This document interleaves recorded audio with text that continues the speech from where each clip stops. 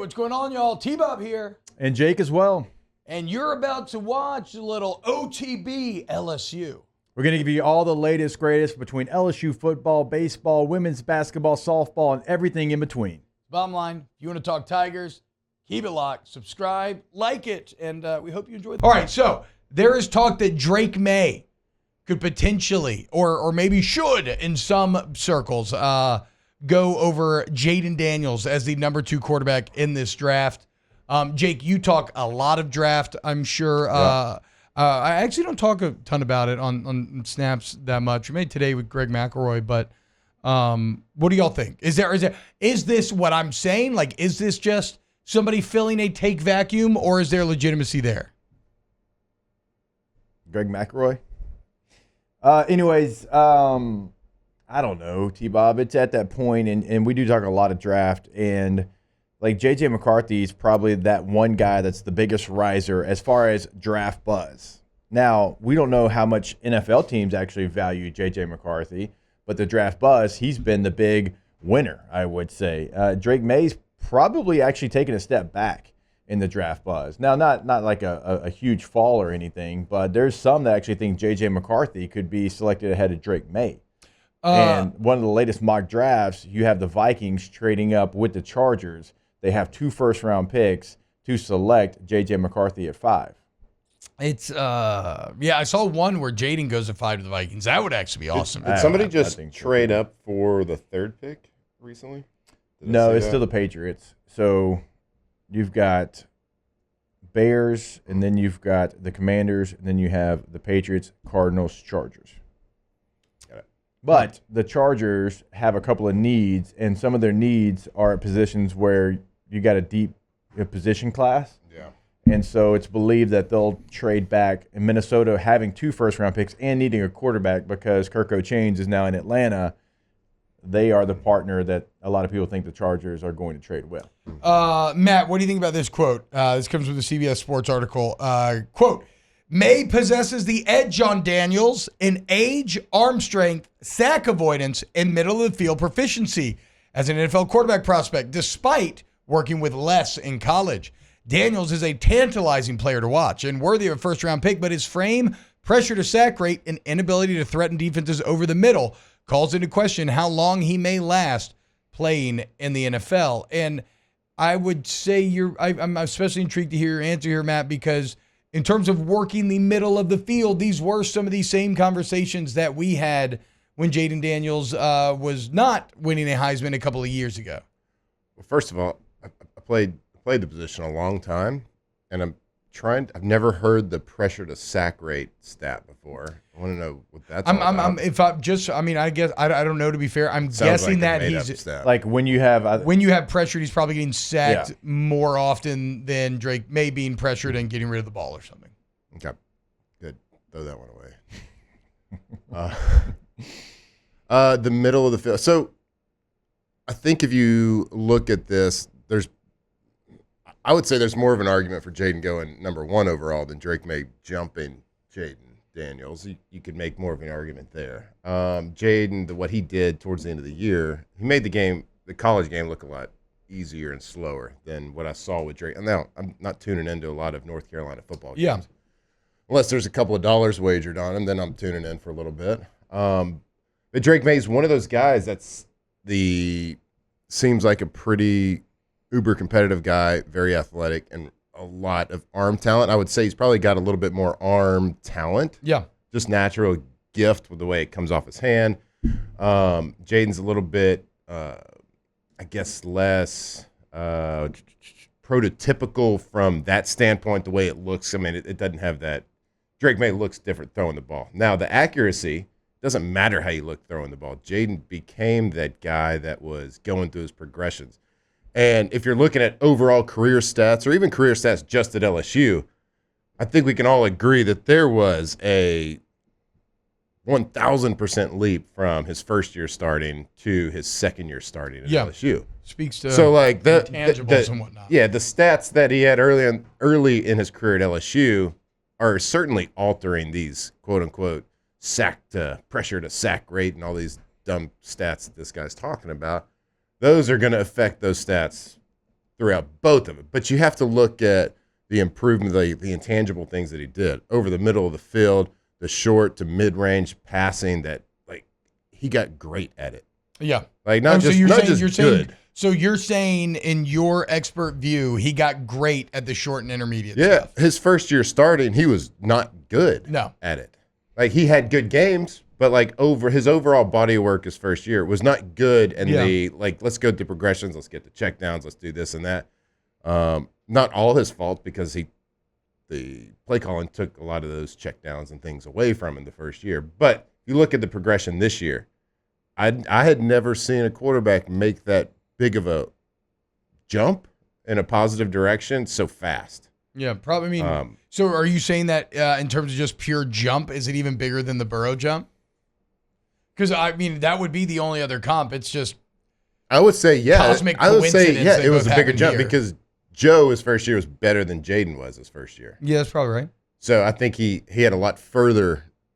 He had a further gap. To Yeah. jump That's what we're over. saying. Yes, yeah. So, and sure. he did it. And to say the middle of the field. I mean, I think I saw you post something, Jacob, like his completions. Yeah.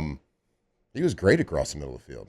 I mean, if you're taking this past year and just looking at that instead of taking his whole career stats, right? Yeah. Because he's a different player right now going into the draft than he was his first year starting at LSU. So that's what the NFL's looking at. They're not looking at, well, what was this, pressure to sack ratio his first year at Arizona State. Do you think they judge the It's I don't think this is fair to Jayden, but I do think it's kind of the only way to critique him outside of, I mean, you'll hear like runs upright, slight frame, those would be probably top two, but right after that, it's like, well, and then look at the supporting cast he had.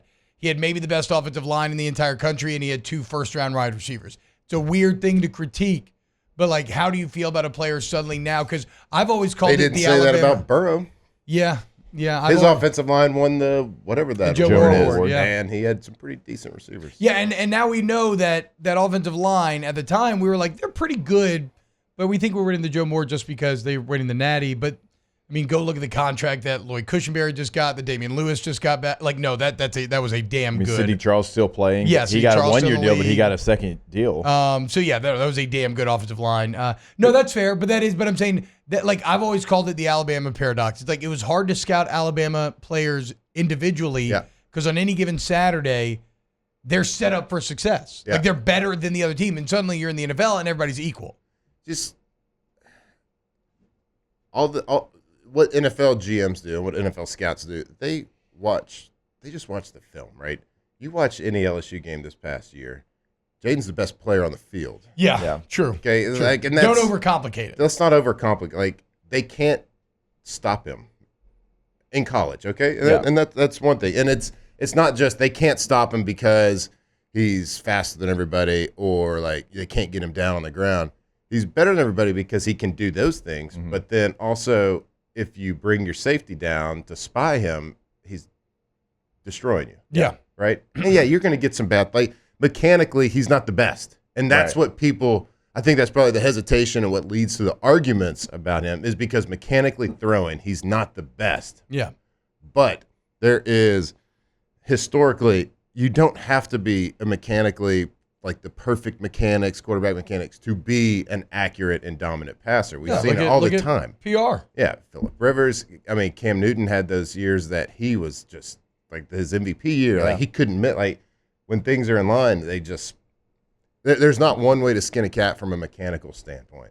Yeah. And that's where a lot of quarterbacks, especially young quarterbacks, go wrong is they try to fit themselves into one mold of like a, arm angles, elbow angles, hand angles. And as long as you're in the right position at when the ball's coming off your hand, you're good. And that's what he improved on that. So, I would, if I was, I know it's probably, I think people saying a foregone conclusion. I would take a look at him over Caleb. There you go. Some expert insight. Look at that. Some actual expert football insight. Here in our what did he say that what did he say he would run the 40 in? Who? 4-2. 4-2.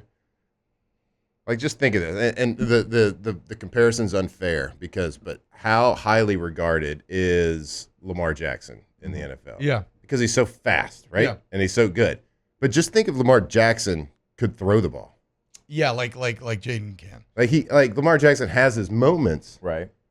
but you're getting He throws that it effectively, element. but you've never seen the consistent accuracy that you saw out of Jayden this year. You ever seen the Lamar, especially consistent not coming out of accuracy college. or like the consistently ability to go read 1, 2, 3, check down, 1, 2, 3, check down, and be able to. He does it, and he has those moments, those flashes, and when he does it, it's a beautiful thing, and they usually dominate teams that way. But you're getting a guy that could potentially run a 4-3.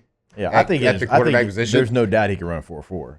there's no doubt he can run a 4-4. Yeah, for sure he's running a 4-4. Yeah, and so he's going to be one of, if not the fastest quarterback in the league, but a guy that has worked himself and driven himself through hard work and just like being a good listener and coachable and doing all the things to a guy that can go through your progressions and make every throw.